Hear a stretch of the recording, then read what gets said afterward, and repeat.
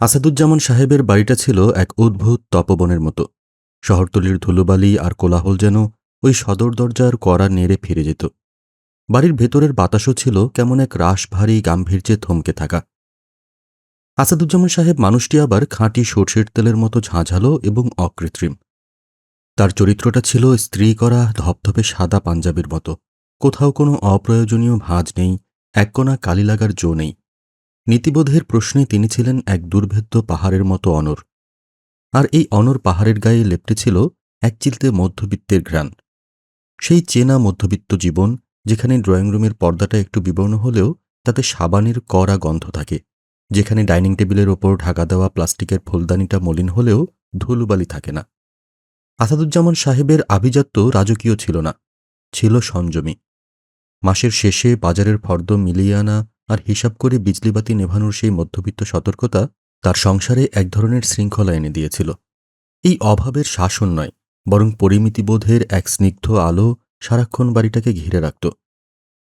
আফনান ছিল সেই পরিবারের সবচেয়ে নিভৃত কোণে ফোটা এক চন্দ্রমল্লিকা। আসাদুজ্জামান সাহেব তাকে লালন করেছেন অতি যত্নে, ঠিক ড্রয়িং রুমের সেই কাঁচের পাত্রে রাখা রঙিন মাছটার মতো।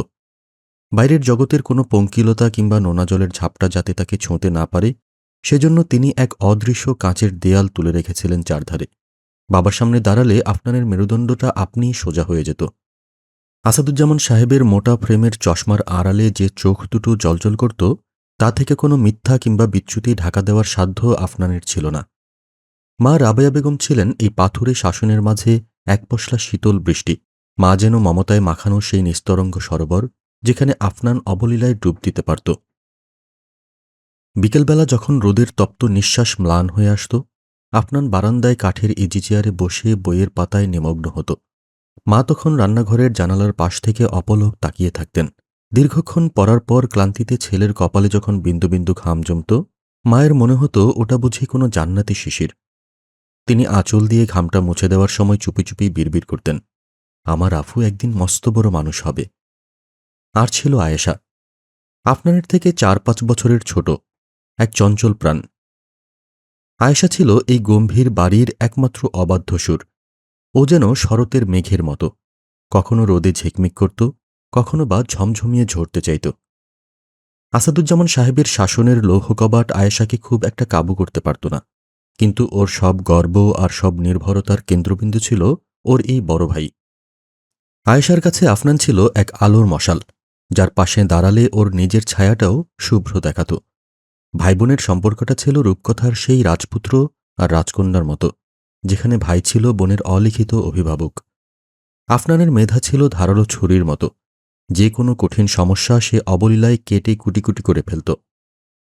রেজাল্ট আউটের দিনগুলোতে তাই আসাদুজ্জামান সাহেব যখন তক্তপোষে বসে চশমা মুছতেন, তখন তার গম্ভীর মুখের কোণে একটা চিকন হাসি ফুটে উঠত। তিনি ভাবতেন, তার উত্তরসূরি বুঝি এক অবিনশ্বর প্রদীপ নিয়ে জন্মেছে। পাড়ার লোকেরা যখন আফনানের প্রশংসা করতেন, আসাদুজ্জামান সাহেবের সাদা পাঞ্জাবির বুকটা যেন গর্বে আরও একটু চওড়া হয়ে যেত। আফনান তখন আকাশপাতাল বুঝত না। সে জানত না যে মানুষের মনের গহীনে একটা অন্ধকূপ থাকে, যেখানে আদিম রিপুগুলো সুযোগের অপেক্ষায় ডানা ঝাপটায়। সে জানত না যে এই কাঁচের পাত্রের জগৎটার বাইরে এক বিশাল সমুদ্র আছে, যার জল বড্ড নীলচে আর নোনা। কলেজ পেরিয়ে যখন সে রাজধানীর সেই নামকরা ইঞ্জিনিয়ারিং ভার্সিটিতে পা রাখল, তখন বাবা তার কাঁধে হাত রেখে শুধু একটি কথা বলেছিলেন, শোনো আফু, শরীর যদি নোংরা হয় তবে সাবান দিয়ে ধোয়া যায়, কিন্তু মন যদি একবার ঝামা ঘষে কালো করে ফেলো, তবে শত বালতি পানি ঢেলেও তা পরিষ্কার করতে পারবে না। আফনান তখন হেসেছিল। সেই হাসিটা ছিল কাশফুলের মতো সাদা। সে ভেবেছিল, নীতি তো কোনো জামাকাপড় নয় যে ধুলো লাগবে, নীতি তো রক্তের ভেতরে থাকে। কিন্তু সে জানত না, এই তিলোত্তমা শহরটা এক বিরাট মায়াবিনী। এখানে আলোর চেয়ে ছায়ার কারবার বেশি, আর সেই ছায়া যখন একবার মানুষের পিছু নেয়, তখন অন্ধকার হয়ে ওঠে এক আদিম রাক্ষস।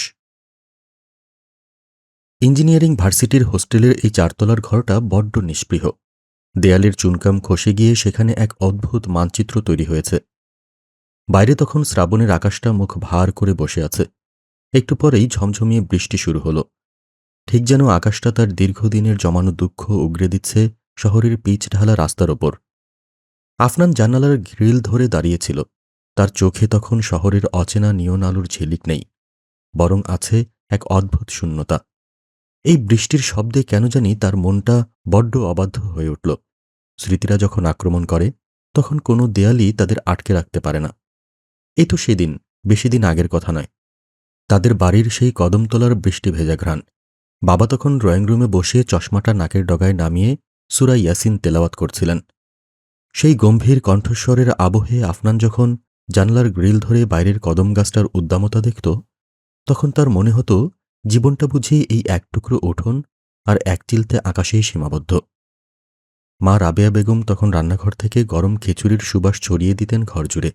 মার হাতের সেই জাদুমাখা ছোঁয়া, মাঝরাতে টেবিল ল্যাম্পের নিচে অঙ্ক মেলাবার সময় নিঃশব্দে এক গ্লাস গরম দুধ আর দুটো বিস্কুট রেখে যাওয়া, সবই যেন আজ মরীচিকার মতো দূরের মনে হচ্ছে।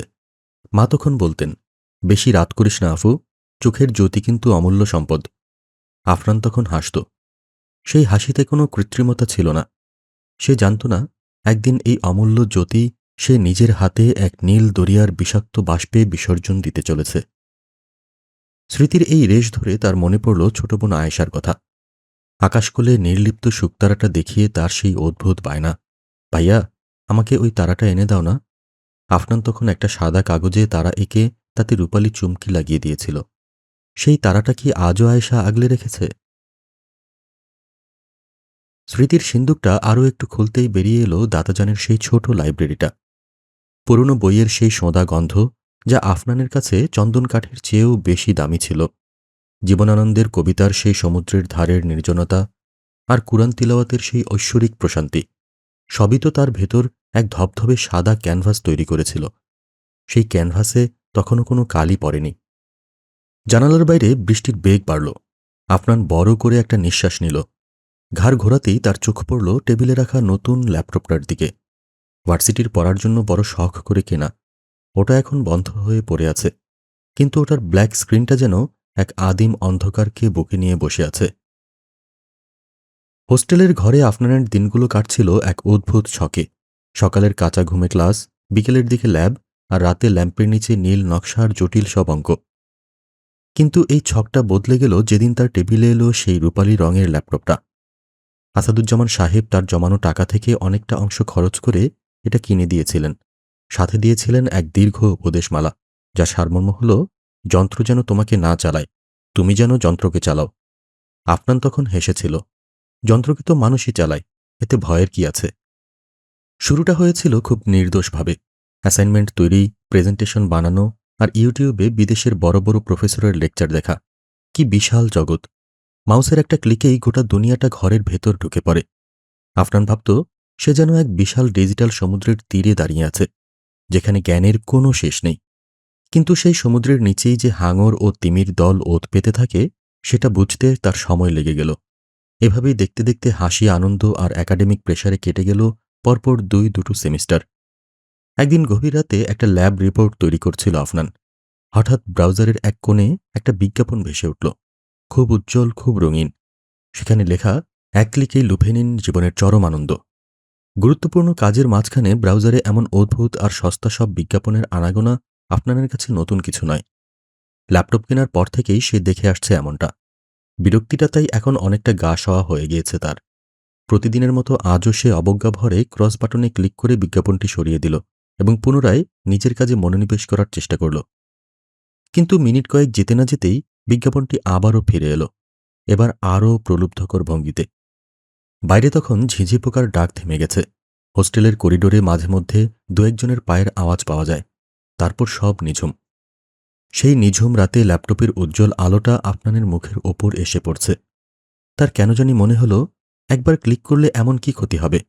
সে তো কোনো ছোট বাচ্চা নয়, সে একজন ইঞ্জিনিয়ারিংয়ের ছাত্র। ভালো মন্দের তফাৎ সে জানে। সেই কৌতূহলের বিষাক্ত আঙুল দিয়ে সে ক্লিক করল প্রলুব্ধকর সেই নীল পর্দায়।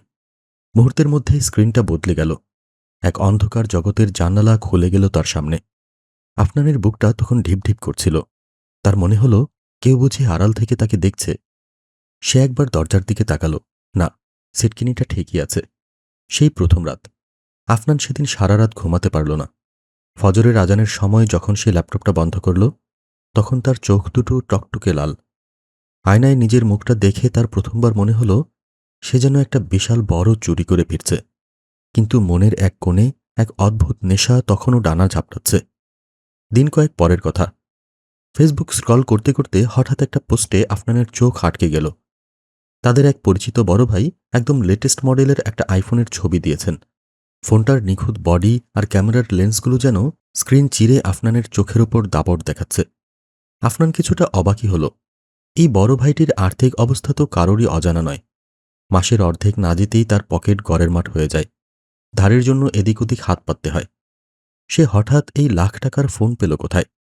মুহূর্তের জন্য আফনানের মনে হল ফোনটা কোনো ২ নম্বরই পথে আসা নয় তো, চোরাই মাল কিংবা নকল কিছু। কৌতূহল দমাতে না পেরে আফনান খোঁজ নিল। আর তখনই পর্দা ফাঁস হল এক অবিশ্বাস্য রহস্যের। কোনো জালিয়াতি নয়, বরং খুব নামী এক বেটিং সাইটে রাতারাতি ভাগ্য বদলে ফেলেছেন তিনি। স্রেফ কয়েকটা বাটন টিপে জেতা টাকায় কেনা হয়েছে এই রাজকীয় ফোন। আচমকাই নীতিবাগীশ আফনানের মনে এক তীব্র ঝড় উঠল। তার তিল তিল করে জমানো আদর্শের দেয়ালগুলো যেন বালির বাঁধের মতো ধসে পড়তে লাগল। সে ভাবল, যে টাকার জন্য মাসের পর মাস তাকে টিউশনি করে ছাত্র ঠেঙাতে হয়, সেই টাকা যদি এক ক্লিকেই হাতের মুঠোয় চলে আসে, তবে কেন এই বৃথা সততার অভিনয়? আফনানের অস্থির আঙুলগুলো স্ক্রিনের উপর কাঁপতে লাগল। অবশেষে সেই রঙিন নরকের দরজাটা উন্মোচিত হল তার সামনে। সে বুঝতে পারল, দীর্ঘদিনের অভাব আর পরিশ্রমের অবসান ঘটাতে তার সামনে এসে দাঁড়িয়েছে এক সর্বনাশা বন্ধু। প্রথমবার যখন সে ১০০ টাকা বাজি ধরল, তার আঙুলগুলো মোবাইল স্ক্রিনের উপর থরথর করে কাঁপছিল। বুকের ভেতর হৃৎপিণ্ডের শব্দটা সে স্পষ্ট শুনতে পাচ্ছিল। কিন্তু মিনিট দশেকের মাথায় যখন সেই ১০০ টাকা ৩০০ হয়ে ফিরে এলো, তখন মুহূর্তেই সব ভয় কর্পূরের মতো উড়ে গেল। আপনাদের মনে হল সে বুঝি আলাদিনের এক আশ্চর্য চেরাগ খুঁজে পেয়েছে। মেধা আর শ্রম দিয়ে যা অর্জন করতে বছরের পর বছর হাড়ভাঙা খাটুনি কাটতে হয়, এই মায়াবী রঙিন স্ক্রিনে তা হাতের মুঠোয় চলে আসছে চোখের পলকে। আফনান তখনও জানত না, এই মোহময় নীল আলো আসলে এক শক্তিশালী ইলেকট্রনিক শকিং মেশিন, যার অদৃশ্য আগুনে পুড়লে কোনো ছাই অবশিষ্ট থাকে না, পড়ে থাকে শুধু এক জীবন্ত কঙ্কাল। সে ঘুণাক্ষরেও টের পায়নি। মাকড়সা যখন নিপুণ কারুকার্যে জাল বনে, তখন সে মাছিকে ঘটা করে আমন্ত্রণ জানায় না, সে শুধু নিরুদ্বেগ চিত্তে অপেক্ষা করে। আফনান তখন সেই মরণজালের দিকেই অবশ পায়ে এগিয়ে যাওয়া এক মোহগ্রস্ত মাছি মাত্র। রাতের পর রাত নিঃশব্দে পার হয়ে যায়। টেবিলের এক কোণে পড়ে থাকা বইগুলো এখন ধুলোজমা স্মৃতির মতো স্তূপ হয়ে আছে। ওসবের পাতা উল্টে দেখার মতো ধৈর্য এখন আর আফনানের নেই। তার টেবিল ল্যাম্পের সেই পরিচিত শান্ত নীল আলোটা এখন আর জ্বলে ওঠে না। তার ঘরে এখন একচ্ছত্র রাজত্ব করে ল্যাপটপ স্ক্রিনের সেই তীব্র, তীক্ষ্ণ আর বিষাক্ত নীল আলো। সেই বিজাতীয় আলোয় আফনানের আদর্শের শুভ্র সাদা পাঞ্জাবিটাতে ধীরে ধীরে দাগ পড়তে শুরু করেছে। এ কোনো সাধারণ ধুলোবালি নয়, এ যেন এক অদৃশ্য অভিশপ্ত কালি। এমন এক কালি যা একবার গায়ে লাগলে হাজার ঘষামাজাতেও ওঠে না, বরং সত্তার গভীরে শিকড় গেড়ে বসে। আফনান টের পায় না, সেই তীব্র আলোর নিচে বসে সে আসলে নিজেরই অজান্তে নিজের আদর্শের কাফন বুনে চলেছে। আফনানের ঘরটা এখন আর কেবল ৪ দেয়ালের একটি আস্তানা নয়, ওটা এখন একটা দ্বীপ, যে দ্বীপে সভ্য সমাজের কোনো নৌকা ফিরতে পারে না।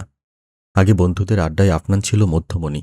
চায়ের কাপে চুমুক দিয়ে সে যখন কোয়ান্টাম ফিজিক্স কিংবা দর্শনশাস্ত্র নিয়ে কথা বলত, সবাই মন্ত্রমুগ্ধের মতো শুনত। কিন্তু এখন সেই আফনানকে খুঁজতে গেলে মনে হয় কেউ বুঝি এক টুকরো ইরেজার দিয়ে তার অস্তিত্বটাকে ধীরে ধীরে মুছে দিচ্ছে। বন্ধুরা যখন দরজায় টোকা দেয়, কিরে আফু, বেরোবি না? নীলক্ষেতে যাব ওল্ড বুক শপে। আফনান তখন ল্যাপটপের উজ্জ্বল পর্দার ওপাশ থেকে যান্ত্রিক গলায় বলে, তোরা যা রে, আমার প্রজেক্টের কাজ এখনও বাকি। মিথ্যা কথাগুলো এখন তার জিভের ডগায় সবসময় তৈরি থাকে, অথচ প্রজেক্টের সেই ফাইলগুলোতে এখন কেবল ধুলো জমেছে। তার প্রজেক্ট এখন একটাই, এক গোপন অন্ধকারের গভীরে আরও গভীরে নেমে যাওয়া। আসক্তি যখন রক্তে মিশে যায়, তখন মানুষ সমাজকে ভয় পায়, কারণ সমাজের মানুষের চোখের আয়নায় সে নিজের কদর্য চেহারাটা দেখতে চায় না। আসাদুজ্জামান সাহেব সপ্তাহে একবার ফোন করেন। ওপাশ থেকে সেই গম্ভীর কিন্তু বাৎসল্যমাখা কণ্ঠস্বর ভেসে আসে, আফু, খাওয়া দাওয়া ঠিকমতো করছিস তো? পড়াশোনার চাপ বেশি না তো? আফনান তখন গলার স্বর স্বাভাবিক রাখার আপ্রাণ চেষ্টা করে, কিন্তু তার কান তখন পড়ে থাকে ল্যাপটপের বেটিং সাইটের সেই নোটিফিকেশন সাউন্ডের ওপর। সে দায়সারা উত্তর দেয়, হ্যাঁ বাবা, ঠিক আছে সব। আসলে কিছুই ঠিক নেই। আসাদুজ্জামান সাহেব জানতেন না, তার হীরের টুকরো ছেলেটা এখন আর হিরে নেই। সে এখন কয়লার খনিতে হাত কালো করছে। আফনানের সবচেয়ে বড় ট্র্যাজেডি হল সে নিজেই নিজেকে মিথ্যা বলছে যে সে যা করছে তা কেবলই বিনোদন। কিন্তু বিনোদন যখন বাধ্যবাধকতায় রূপ নেয় তখন তা শৃঙ্খল হয়ে দাঁড়ায়। বিকেলগুলো তার কাছে এখন অসহ্য মনে হয়। আগে যে বিকেল ছিল মুক্তির আনন্দ, এখন সেই বিকেল হল এক দীর্ঘ প্রতীক্ষার যন্ত্রণা। কখন রাত নামবে, কখন পাশের সিটের সিনিয়র ভাইটি ঘুমাতে যাবে, কখন হোস্টেলের করিডোর নিঝুম হবে, আফনান সেই ওত পেতে থাকা শিকারীর মতো অপেক্ষা করে। সে এখন একটু নির্জনতা পেলেই ঘরের দরজা বন্ধ করে দেয়। সিটকিনির সেই ছোট্ট শব্দটা তার কাছে দুনিয়ার সবচেয়ে নিরাপদ সঙ্গীত মনে হয়। দরজা বন্ধ করার পর সে যখন ল্যাপটপটা খোলে তখন তার চারপাশের বাস্তব পৃথিবীটা ভ্যানিশ হয়ে যায়। মা বাবার মুখ, বোন আয়েশার সেই হাসিমাখা আবদার, ভার্সিটির রেজাল্ট, ক্যারিয়ার সবকিছু এক মুহূর্তে ঝাপসা হয়ে যায়। কেবল জেগে থাকে সেই নীল আলো আর তার কামনার এক আদিম ক্ষুধা। জুয়া আর পর্নোগ্রাফি, এই দুই যমজ দানব এখন তার দুই কাঁধে ভর করেছে। একসময় যে আফনান মসজিদে যাওয়ার জন্য ছটফট করত, এখন সে আজানের শব্দ শুনলে হেডফোনের ভলিউম বাড়িয়ে দেয়। তার মনে হয় আজান তাকে নয়, অন্য কাউকে ডাকছে। সে আর সেই ডাকের যোগ্য নয়। তার শরীর এখন ক্রমাগত দুর্বল হয়ে পড়ছে। চোখের নিচে কালো দাগ, হাত পা কাঁপা, এসবই সেই আসক্তির চিহ্ন। আয়নায় নিজের শীর্ণ দেহটা দেখে তার মাঝে মাঝে ভয় লাগে, কিন্তু সেই ভয়টা ক্ষণস্থায়ী। রাত গভীর হলেই কামনার সেই নীলরঙা ভূত আবার তার কাঁধে চাপে। মাঝে মধ্যে তার অবচেতন মন ভেতর থেকে বিদ্রোহ করে। তখন বদ্ধ ঘরের অন্ধকারে দাঁড়িয়ে প্রমাদ গণে আফনান, আর না, কাল থেকে নতুন করে শুরু করব, কাল থেকে ভালো হয়ে যাব। কিন্তু সেই কাল আর কোনোদিন আসে না। আফনান এখন সেই চক্রব্যূহের ভেতর আটকা পড়া অভিমন্যু, যে জানে কিভাবে ঢুকতে হয়, কিন্তু বেরোনোর পথটা তার অজানা। সেদিন আকাশের রংটা ছিল পোড়া তামাটে। বাতাসের ঝাপটায় যেন আগুনের হলকা ছিটকে আসছিল। আসাদুজ্জামান যখন তার পুরনো হারকিউলিস সাইকেলটা নিয়ে ব্যাংকের মোড়ে পৌঁছালেন, ততক্ষণে তার ধবধবে সাদা পাঞ্জাবিটা ঘামে ভিজে পিঠের সাথে লেপ্টে একটা মানচিত্র এঁকে ফেলেছে। 50 শরীর, প্যাডেল মারতে মারতে বুকের ভেতরটা মাঝে মাঝেই একটু ধক করে ওঠে। কিন্তু আসাদুজ্জামানের মুখে আজ এক অদ্ভুত জয়ের হাসি। কোমরের বেল্টের কাছে গোজা টাকার তারাটা তার হাড়ের ব্যথার চেয়েও অনেক বেশি আরামদায়ক মনে হচ্ছে। এই টাকা তো কেবল কয়েকটা কাগজের নোট নয়, এ হলো বিয়ের সময় রাবেয়াকে দেয়া তার বাবার শেষ স্মৃতিচিহ্ন, একজোড়া সোনার কানের দুল। আসার সময় রাবেয়া যখন আঁচলে চোখ মুছে দুল দুটো তার হাতে তুলে দিয়েছিল, আসাদুজ্জামান স্ত্রীর কাঁধে আলতো করে হাত রেখে বলেছিলেন, আরে আরে কাঁদছ কেন? শোনো, আমাদের আফু যখন মস্ত ইঞ্জিনিয়ার হবে সেদিন তোমাকে ও সোনা দিয়ে ভরিয়ে দেবে, দেখো। ব্যাংকের ভিড় ঠাসা লাইনে দাঁড়িয়েও আসাদুজ্জামানের ঝাপসা চশমার ফ্রেমে কেবল আফনানের মুখটাই স্থির হয়েছিল। বোঝ হবার পর থেকে ছেলেটা কোনো কালেই সংসারের উপর কোনো বাড়তি ছায়া ফেলেনি। ভার্সিটিতে উঠেও টিউশনির টাকা দিয়ে নিজের থাকা খাওয়া, হাত খরচা, এমনকি সেমিস্টার ফি এর অর্ধেকটাও সে একাই সামলে নিয়েছে। আজ সেই ছেলেটা হঠাৎ টাকার কথা বলল। নিশ্চয়ই সেমিস্টার ফির অঙ্কটা এবার নাগালের বাইরে চলে গেছে। তা হবেই তো।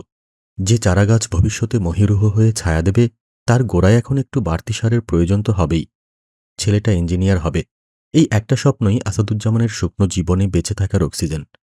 অবশেষে যখন কাউন্টার থেকে সই করা রসিদটা হাতে পেলেন, আসাদুজ্জামানের মনে হলো বুক থেকে কয়েক মণি পাথরের একটা ভার এক নিমিষে নেমে গেল। দীর্ঘদিনের অবরুদ্ধ একটা শ্বাস আজ খোলা বাতাসে মুক্তি পেয়েছে। শরীরটা এখন বড্ড হালকা লাগছে, ঠিক যেন তপ্ত দুপুরের দাবদাহ শেষে আচমকা এক পশলা বৃষ্টি এসে সব গ্লানি ধুয়ে দিয়ে গেল। ব্যাংক থেকে বেরোতেই কড়া রোদের মধ্যে দেখা হয়ে গেল মোবারকের সাথে। সে আদি ও অকৃত্রিম বন্ধু। আজ থেকে বছর দেড়েক আগে পাড়ার মোড়ে চায়ের দোকানে বসে যখন সবাই আফনানের প্রাইভেট বিশ্ববিদ্যালয়ে পড়ার সিদ্ধান্ত নিয়ে বাঁকা হাসি হাসছিল, আসাদুজ্জামানের আত্মবিশ্বাসে যখন ফাটল ধরছিল, তখন এই মোবারকই ছিল তার অটল স্তম্ভ। প্রচণ্ড রকমের মেধাবী হবার পরেও ভাগ্যের ফেরে আফনান পাবলিক ভার্সিটির দরজা পেরোতে পারেনি ঠিকই, কিন্তু মোবারক জানত মেধাকে তো আর অভাবের শিকল দিয়ে বেঁধে রাখা যায় না। আর্থিক সীমাবদ্ধতার গণ্ডি যখন আসাদুজ্জামানকে পিষ্ট করছিল, মোবারকই নিজ গরজে ছেলেটাকে নিয়ে গিয়ে ভর্তি করিয়েছিল। এমনকি নিজের প্রভাব খাটিয়ে ওর রেজাল্টের ওপর একটা বড় অঙ্কের ফিও মওকুফের ব্যবস্থা করে দিয়েছিল তখন ভার্সিটিতে। তারপর কর্মস্থলের বদলিতে মোবারক চলে গিয়েছিল রাজশাহী। দীর্ঘ বিচ্ছেদের পর আজ হঠাৎ এই তপ্ত দুপুরে তাকে সামনে দেখে আসাদুজ্জামানের স্মৃতির দুয়ার যেন এক লহমায় খুলে গেল। সাইকেলের হ্যান্ডেল ধরা হাত দুটো যেন মুহূর্তেই অসাড় হয়ে গেল আসাদুজ্জামানের। অবিশ্বাসের ঘোর নিয়ে তিনি চশমাটা নাক থেকে নামিয়ে রুমাল দিয়ে একবার মুছে নিলেন। না, ভুল নয়, এ তো সেই মোবারক, সেই ফেলে আসা শৈশবের ধুলোবালি মাখা দিনগুলোর একমাত্র সাক্ষী। আসাদুজ্জামানের ঠোঁটের কোণে একচিলতে বিস্ময়ের হাসি ফুটে উঠল। গলার স্বর কিছুটা বুঝে এলো। আরে মোবারক, তুই তুই এখানে কোত্থেকে রে? মোবারকও হো হো করে হেসে এগিয়ে এলো। আসাদের কাঁধে একটা সজোরে থাপ্পড় বসিয়ে বলল, রাজশাহী থেকে বদলি হয়ে কালই এ শহরে পা রাখলাম। ভেবেছিলাম আজই একবার তোর পাড়ায় ঢুঁ মারব, কিন্তু ভাগ্যের কি লিখন, এই কাঠফাটা রোদে রাস্তার মাঝখানেই তোকে ধরে ফেললাম। তা শরীরটার একই হাল করেছিস আসাদ? সেই এক চিলতে মানুষ ছিলি, এখন তো দেখছি রোদে পুড়ে একদম তামাটে হয়ে গেছিস। আসাদুজ্জামান সাইকেলটা স্ট্যান্ডে দাঁড় করিয়ে একটু দম নিলেন। বন্ধুরে এই অতর্কিত আবির্ভাবে তার বুকের ভেতরটা যেন এক নিমিষেই হালকা হয়ে গেল। তিনি হেসে বললেন, রাজশাহী থেকে কবে ফিরলি শেষমেশ? কতকাল দেখি না তোকে। শরীর আর কী থাকবে বল, সংসারের ঘানি টানতে টানতে হাড়গুলো এখন কেবল জিরিয়ে নেওয়ার ফুরসত খোঁজে। কিন্তু তোর তো দেখি বিন্দুমাত্র বদল হয়নি, সেই আগের মতোই চনমনে মেজাজ। দুজনে রাস্তার ধারে একটা চায়ের দোকানে গিয়ে বসলেন। চায়ের কাপে ঠোঁট ভিজিয়ে নিয়ে মোবারক বলল, মেজাজ দিয়ে কি পেট ভরে রে? থাক সেসব কথা, বাড়ির খবর বল। আফনান কেমন আছে? সে তো এখন মস্ত ইঞ্জিনিয়ার হওয়ার পথে, তাই না? মোবারকের প্রশ্নে আসাদুজ্জামানের চোখে মুখে এক লহমায় আভিজাত্যের এক অদৃশ্য মুকুট উজ্জ্বল হয়ে উঠল। তিনি তার ঘামে ভেজা পাঞ্জাবির পকেট থেকে সেই ব্যাংকের রসিদটা একবার ছুঁয়ে দেখে স্মিত হাসলেন। আর বলিস না মোবারক, ওই তো এখন আমার বেঁচে থাকার সম্বল। আজ ওর সেমিস্টার ফি দেওয়ার শেষ দিন ছিল কিনা, ওই টাকাটা পাঠিয়েই এখন বুকটা একটু খালি হলো রে বন্ধু। শান্তি লাগছে, বড় শান্তি লাগছে রে। মোবারক আসাদুজ্জামানের জীর্ণ পিঠটা চাপড়ে দিয়ে এক দীর্ঘশ্বাস ফেলল। চায়ের কাপে একটা শেষ চুমুক দিয়ে সে মুগ্ধস্বরে বলল, তোর কপাল আসাদ, তোরই কপাল। এই যুগে আপনার মতো ছেলে পাওয়া রীতিমতো ভাগ্যের ব্যাপার। আমার জানামতে ওর কোনো বাজে নেশা নেই, আড্ডাবাজি নেই, কেবল পড়াশোনা আর ধর্মকর্ম। ওর মতো মণিমাণিক্য এখন আর কটা জন্মায় বল? আসাদুজ্জামান নীরবে মাথা নিচু করে হাসলেন। মোবারক আবার বলতে শুরু করল, আজকালকার ছেলেপেলেরা তো সারাক্ষণ ওই মারণযন্ত্র মোবাইলে বুঁদ হয়ে থাকে। সেখানে তোর ছেলে মোবাইল বলতে বুঝত কেবল একটা বাটন ফোন। বই পড়া যার নেশা, তাকে কি আর ডিজিটাল স্ক্রিনের মায়াজালে আটকে রাখা যায়? নেহাত ভার্সিটিতে ওঠার পর দরকার হলো বলে একটা ল্যাপটপ আর স্মার্টফোন কিনে দিলি, নইলে বেচারা আজন্মই বোধ হয় তেমনই থেকে যেত। মাঝে মাঝে মনে হতো ছেলেটা পিছিয়ে পড়ছে, কিন্তু এই প্রজন্মের নৈতিক অধপতনের প্লাবন দেখে আজ বুঝতে পারছি আফনান কতটা দূরদর্শী ছিল। মোবারকের প্রতিটি কথা আসাদুজ্জামানের কানে মধুর মতো শোনাল। পিতৃগর্ভে তার বুকের ছাতি ফুলে হয়ে গেল 56 ইঞ্চি। মোবারকের বলা প্রতিটি বর্ণই ধ্রুব সত্য। আফনান ভার্সিটিতে পা দেওয়ার আগ পর্যন্ত স্মার্টফোন কী জিনিস তা ছুঁয়েও দেখেনি। পাছে রেজাল্টে কোনো আঁচ লাগে, কিংবা যে নিভৃত অবসরে সে গল্প, উপন্যাস, ইতিহাস আর কুরআন তিলাওয়াতের মুক্ত কুরাত, তাতে কোনো বিভ্রমের ছায়া পড়ে। বিনোদনের জন্য বাড়ির কোণে একটা পুরনো টেলিভিশন আর ছোট বোন আয়েশার সাথে সেই অমলিন খুনসুটিই ছিল ওর পৃথিবী। আসাদুজ্জামান এভাবেই সন্তানদের মেরুদণ্ডটাকে ইস্পাতের মতো শক্ত করে গড়ে তুলেছিলেন। পাড়ার সমবয়সীরা আফনানকে সেকেলে বলে খোঁচা দিত ঠিকই, কিন্তু আফনান সেই উপহাসকে তুড়ি মেরে উড়িয়ে দিত এক আশ্চর্য অবিচলতায়। প্রিয় বন্ধুকে বিদায় জানিয়ে ফিরতি পথে আসাদুজ্জামান সাইকেলটা একটা ল্যাম্পপোস্টের সাথে হেলান দিয়ে দাঁড়িয়ে নিজের সস্তা কিপ্যাড ফোনটা বের করলেন। ফোনের স্ক্রিনে ধুলো জমেছে, আঙুলগুলো একটু কাঁপছে। অনেক কসরত করে আফু নামটা বের করে ডায়াল করলেন। ওপাশ থেকে যখন আফনানের নিস্পৃহ গলাটা ভেসে এলো, আসাদুজ্জামানের গলাটা উদ্ভূত এক মমতায় ভিজে এলো। আফু, ব্যাংকে টাকাটা পাঠিয়ে দিলাম রে বাবা, মাত্রই জমা দিয়ে বেরোলাম। আসার সময় তোর মোবারক কাকার সাথে দেখা হলো, কত কথা বলল তোকে নিয়ে। শোন বাবা, তোর মায়ের দুলজোড়া আপাতত গয়নার দোকানে জমা দিয়েছি, কিন্তু তুই একদম মন খারাপ করিস না। তোর মাই বলল, ছেলের পড়া আগে, বেঁচে থাকলে এরকম সোনার দুল কত হবে। তুই শুধু মন দিয়ে পড়াশোনাটা করিস বাবা। বড় হয়ে যখন প্রথম বেতন পাবি, তখন তোর মায়ের জন্য এর চেয়েও দামি কিছু গড়িয়ে দিস, কেমন? ফোনের ওপাশে আফনানের সেই সংক্ষিপ্ত জি শব্দটা শুনে আসাদুজ্জামান নিশ্চিন্তে সাইকেলে চেপে বসলেন। তিনি জানতেন না, ওই জি শব্দটা আসলে একটা মৃত মানুষের শেষ আর্তনাদ ছিল। আসাদুজ্জামান সাহেব যখন নিশ্চিন্ত মনে সাইকেলের প্যাডেল মেরে বাড়ির পথে রওনা হলেন, তখন ঢাকার হোস্টেলের সেই 4 তলার ঘুপচি ঘরে আফনানের কপালে বিন্দু বিন্দু ঘাম জমছে। ফোনের স্ক্রিনে আসা ব্যাংকের মেসেজটা যেন এক জ্যান্ত বিচ্ছু হয়ে ওকে দংশন করছে। 30,000 টাকা। আসাদুজ্জামান যা বললেন না, আফনান তা জানে। এই টাকা পাঠাতে গিয়ে বাবা তার পুরনো চশমার ফ্রেমটা পাল্টাতে পারেননি, কিনতে পারেননি মায়ের জন্য একটি নতুন শাড়ি, কিংবা বোনের জন্য একজোড়া নতুন জুতো। হয়তো দুপুরবেলায় শুধু ডাল ভাত খেয়েই কাটিয়ে দিয়েছেন। পাড়ায় মুদি দোকান চালিয়ে এর বেশি কী বার রোজগার হয় তার। তবুও তো তিনি স্বপ্ন দেখেছেন ছেলে একদিন তার মস্ত ইঞ্জিনিয়ার হবে। কিন্তু আসক্তি এক অদ্ভুত মগজ ধোলাই। আফনানের মনে হতে লাগল, এই টাকা তো শুধু টাকা নয়, এটা একটা সুযোগ। একবার যদি ডাবল করতে পারি, তবে মায়ের কানের দুলজোড়া কাল সকালেই ছাড়িয়ে আনা যাবে, বাবাকে সারপ্রাইজ দেওয়া যাবে। আসলে নিজের অপরাধ বোধকে ঢাকার জন্য মানুষ যখন দয়ার চাদর গায়ে দেয়, তখনই মূলত তার পতনটা অবধারিত হয়ে ওঠে। আফনানের সেমিস্টার ফি মোটে ১৭,৫০০ টাকা। বাকি প্রায় ১২,৫০০ টাকাই সে জুয়া খেলে গত সপ্তাহে দেনা বাঁধিয়েছে। ফোনে যখন বাবাকে সে ৩০,০০০ টাকার কথা বলেছিল, বুকটা বোধহয় ক্ষণিকের জন্য কেঁপে উঠেছিল একবার। মুমূর্ষু বিবেক মৃত্যুর কোলে ঢলে পড়বার আগে একবার শেষবারের মতো আর্তনাদও করেছিল বোধহয়। কিন্তু আফনানের পচে যাওয়া কান কি তা শুনতে পেয়েছিল? বোধহয় না। টাকাটা হাতে পেয়েই মাথায় আবার ভূত চেপে বসল আফনানের। ধারের টাকা পরিশোধের জন্য হাতে পুরো ৪৮ ঘণ্টা সময় আছে এখনো। বাবা যে এত দ্রুত টাকাটা পাঠাতে পারবেন সেটা আফনান বুঝতে পারেনি। এবার সেই টাকারই মাসুল গুনবার পালা। ল্যাপটপের নীলচে আলোটা আফনানের পাণ্ডুর মুখে এক অশরীরী বিভা ছড়িয়ে দিচ্ছিল। ঘর অন্ধকার, করিডোর জুড়ে এক নিচ্ছিদ্র নিস্তব্ধতা ওত পেতে আছে, ঠিক যেন কোনো ক্ষুধার্ত সরীসৃপ। আফনান কম্পিত আঙ্গুলে এক ক্লিকেই ৫,০০০ টাকা বাজি ধরল।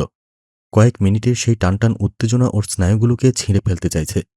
হৃৎপিণ্ডটা তখন বুকের পাঁজরে আছাড়ি পিছাড়ি খেয়ে গলার কাছে উঠে এসেছে এবং শেষমেশ স্ক্রিনে ফুটে উঠল সেই নিষ্ঠুর ঘোষণা, ইউ লস্ট।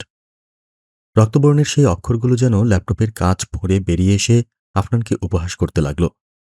এক লহমায় ৫টি সহস্রমুদ্রা বিলীন হয়ে গেল এক অদৃশ্য গহ্বরে। হাড়ের সেই দহন তখন তপ্ত সীসার মতো ওর মগজে গলে গলে পড়ছে।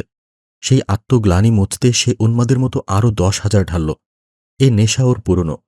টিউশনির সেই ঘাম ঝরানো যৎসামান্য পুঁজি নিয়ে কত নিশিরাত সে এভাবেই নিষিদ্ধ পথের উপাসনা করেছে। অধিকাংশ সময়েই রিজিকের সেই বরকতহীন চোরাবালিতে সে তলিয়ে গেছে সত্য, কিন্তু মাঝে মধ্যে এমন অবিশ্বাস্য দাক্ষিণ্য জুটেছে যা অতীতের সমস্ত অপমান আর শূন্যতাকে এক লহমায় ধুয়ে মুছে সাফ করে দিয়েছে। এই তো সেদিন বন্ধুদের কাছ থেকে ধার দেনা করে ২০,০০০ টাকার এক পাহাড় গড়ে সে এই মরণ খেলায় বসেছিল। আশ্বাস দিয়েছিল দুদিন পরেই সব মিটিয়ে দেবে। কিন্তু নিয়তি বড় ক্রূর নাট্যকার। বাজির শেষ অঙ্কে পৌঁছে দেখা গেল পুঁজি বলতে অবশিষ্ট আছে মাত্র ৫,০০০।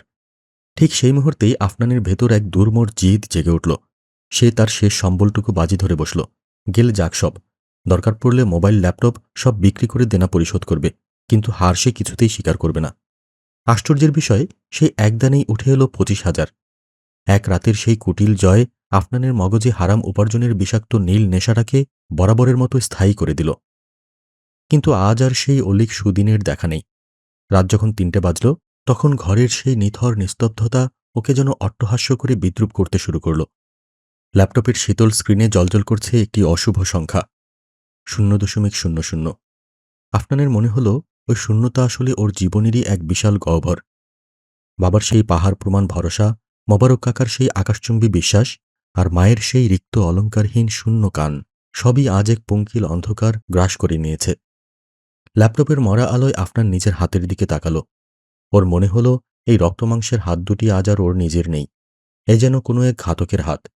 এক অদ্ভুত বিভ্রমের বশে ওর মনে হল এই হাত দিয়ে ও কোনো বাজি ধরেনি, বরং ওর পরম শ্রদ্ধেয় জন্মদাতার কণ্ঠনালী সজোরে টিপে ধরেছে।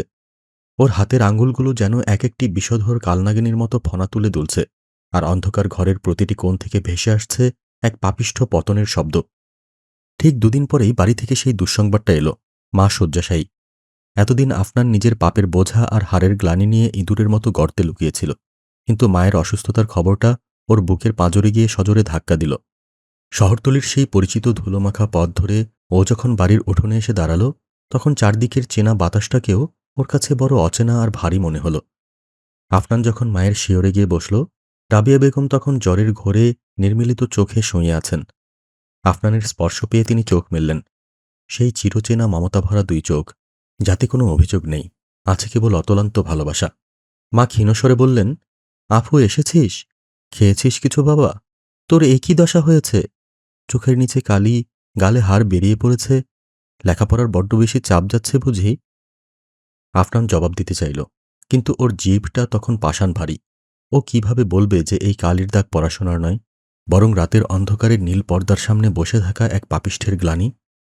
মায়ের ওই পবিত্র চাহনির সামনে দাঁড়িয়ে ওর মনে হল ও বুঝি এক নরকের কীট। ঠিক সেই মুহূর্তেই আফনানের দৃষ্টি পড়ল জানালার ধারের চেয়ারটার দিকে। সেখানে আয়েশা বসে আছে। ওর হাতে একটা স্মার্টফোন, উজ্জ্বল আলোয় ঝিকমিক করছে সেই সর্বনাশা পর্দা। মাস কয়েক আগে কলেজের নোটপত্র আদান প্রদানের দোহাই দিয়ে আফনানি বাবাকে বুঝিয়ে ওই ফোনটা আয়েশাকে কিনে দিয়েছিল। টাকাটা এসেছিল জুয়ার সেই প্রথম দিকের অবৈধ লভ্যাংশ থেকে। নিজের অজান্তেই ও যে বোনের হাতে এক মারণাস্ত্র তুলে দিয়েছে, সেটা তখন বোঝেনি। আফনান দেখল আয়েশা তার ফোনের ডিসপ্লের দিকে নিষ্পলক তাকিয়ে আছে। ওর আঙুলগুলো এক অদ্ভুত যান্ত্রিক দ্রুততায় নেচে বেড়াচ্ছে স্ক্রিনের ওপর দিয়ে। রিলস, একের পর এক অর্থহীন ভিডিওর স্রোত আয়েশার চোখের মণি দুটোকে যেন পাথর করে দিচ্ছে।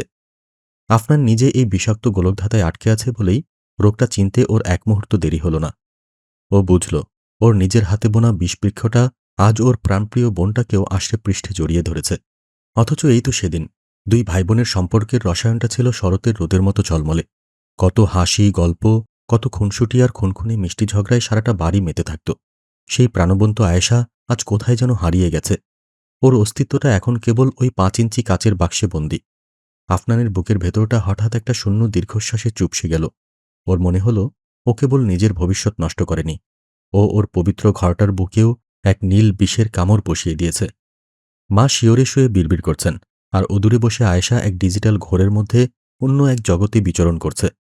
মাঝখানে আফনান দাঁড়িয়ে দেখল আসাদুজ্জামান সাহেবের সেই নিষ্কলঙ্ক শুভ্র রাজপ্রাসাদের দেওয়ালে অদৃশ্য সব লোনা ধরে গেছে।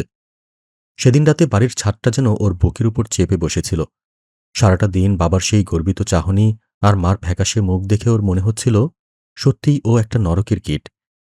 এই অসহ্য যন্ত্রণা থেকে মুক্তি পাওয়ার জন্য ও আবার সেই বিকৃত আশ্রয়ের দিকে হাত বাড়াল। অন্ধকার ঘরে ফোনটা হাতে নিয়ে ও যখন সেই আদিম লালসার জগতে ডুবে গেল, তখন ও ভুলেই গিয়েছিল ও ওর নিজের বাড়ির পবিত্র গণ্ডিতে আছে। ঘরের দরজাটা আলতো করে ভেজানো ছিল। আফনান তখন তীব্র এক উত্তেজনার চূড়ায় নিজের দেহ আর মনকে এক কুৎসিত পঙ্কে নিমজ্জিত করছে। হঠাৎ ক্যাচ করে দরজাটা খুলে গেল। আয়েশা ভেতরে ঢুকেছিল ওর প্রিয় ভাইয়ার জন্য এক বাটি পায়েস নিয়ে। মা অসুস্থ থাকলেও আয়েশা ভাইয়ার ফেরার খুশিতে চুপি চুপি পায়েস রেঁধেছিল। ও ভেবেছিল ভাইয়াকে চমকে দেবে, কিন্তু যা ও দেখল তা দেখার জন্য এক কিশোরী মন তৈরি ছিল না। আফনান এক ঝটকায় ফোনটা বিছানার নিচে চালান করে দিয়ে উঠে দাঁড়াল। ওর প্যান্টের অবস্থা অবিন্যস্ত, শরীরটা ঘামে চটচট করছে। ফোনের সেই নগ্ন নীল আলো তখনও বিছানার চাদরে আভা ছড়াচ্ছে। আয়েশা দরজায় পাথরের মূর্তির মতো দাঁড়িয়ে রইল। ওর সেই বড় বড় কাজল কালো চোখ দুটো মুহূর্তের মধ্যে বিস্ময় থেকে ঘৃণায় ভরে উঠল। পায়ের নিচের মাটি সরছে দেখে আফনান হিতাহিত জ্ঞান হারিয়ে কর্কশ গলায় চিৎকার করে উঠল, বের হ! কে তোকে এখানে আসতে বলেছে? অভদ্র মেয়ে, মানুষের ঘরে না বলে ঢুকিস কেন? যা বলছি! আয়েশার চোখের কোণে জল টলটল করে উঠল। ও পায়েসের বাটিটা ওখানেই মেঝের উপর ফেলে দিল। কাচের বাটিটা চুরমার হয়ে গেল, আর ধবধবে সাদা পায়েসগুলো মেঝেময় ছড়িয়ে পড়ল, ঠিক যেন আফনানের সেই পবিত্র সত্তা জাহাজ নর্দমার কাদায় মাখামাখি হয়ে গেছে। আয়েশা কোনরূপ প্রতিবাদ না করেই উল্টো দিকে দৌড় দিল। আফনান ঘরের দরজাটা সশব্দে বন্ধ করে দিয়ে মেঝেতে ধপ করে বসে পড়ল। ভাঙা কাচের এক টুকরো ওর পায়ে বেঁধল, কিন্তু ও ব্যথা পেল না। ওর মনে হলো আয়েশার ওই নিষ্পাপ চোখ দুটো ওকে জীবন্ত পড়িয়ে দিচ্ছে। সেমিস্টার ফি হারানোর চেয়েও বড় এক আধ্যাত্মিক মৃত্যু ঘটে গেল আজ। ওর মনে হলো এই কলঙ্কিত অস্তিত্ব নিয়ে ও আর কখনো আয়নার সামনে দাঁড়াতে পারবে না। সেদিন ভোরে কুয়াশার এক নিরেট চাদর গ্রামটাকে আষ্টেপৃষ্ঠে জড়িয়ে ধরেছিল। চারপাশটা নিঝুম নিস্পন্দ, যেন প্রকৃতিও কোনো এক শোক পালনের প্রস্তুতি নিচ্ছে। আফনান যখন বাড়ির পেছনের শ্যাওলাধরা পুকুর পাড়ে গিয়ে দাঁড়াল, ওর হাতের মুঠোয় তখন একটা ভারী লোহার চাবি। আসাদুজ্জামান সাহেবের সেই পুরনো সেগুন কাঠের সিন্দুকটার চাবি, যে সিন্ধুকে এককালে বংশের মানমর্যাদা আর দালিলিক আভিজাত্য গচ্ছিত ছিল, আজ সেখানে আফনান নিজের জীবনের পরাজিত অধ্যায়গুলোকে তালাবদ্ধ করে এসেছে। ওই প্লাস্টিক আর কাচের খেলনাগুলো যা ওকে তিলে তিলে শেষ করে দিচ্ছিল, সেগুলো ও আজ কাফনে মরিয়ে জীবন্ত কবর দিয়ে এসেছে। পুকুরের স্থির জলের দিকে তাকিয়ে আফনানের মনে হলো ওটা জল নয়, এক আদিম অন্ধকারের আয়না। সেই আয়নায় ও নিজের মুখ দেখতে পেল না, দেখল কেবল একখণ্ড পচে যাওয়া বিবেক। ও হাতটা উঁচিয়ে চাবিটা ছুঁড়ে দিল পুকুরের ঠিক মাঝ বরাবর। সামান্য একটু শব্দ, নিস্তরঙ্গ জলে কয়েকটা বলয় উঠল, তারপর নিমিষেই সব আবার শান্ত। চাবিটা কাদার গভীরে হারালো, ঠিক যেমন করে আফনানের সেই শরতের আকাশের মতো স্বচ্ছ শৈশবটা হারিয়ে গেছে। পুকুর পাড়ে দাঁড়িয়ে আফনান নিজের আঙুলগুলোর দিকে তাকাল, যে আঙুলগুলো মাত্র কয়েক ঘন্টা আগেও এক লোলুপ নেশায় তপ্ত কাঁচের উপর কিলবিল করছিল, সেই আঙুলগুলো আজ থরথর করে কাঁপছে, ঠিক যেন এক সদ্যজাত অন্ধ শিশুর হাত, যে প্রথমবার পৃথিবীর রুক্ষতায় স্পর্শ করছে। আফনান বুক ভরে একটা নিঃশ্বাস নিল। কুয়াশার হিমেল হাওয়া ওর ফুসফুসে বেঁধেছে।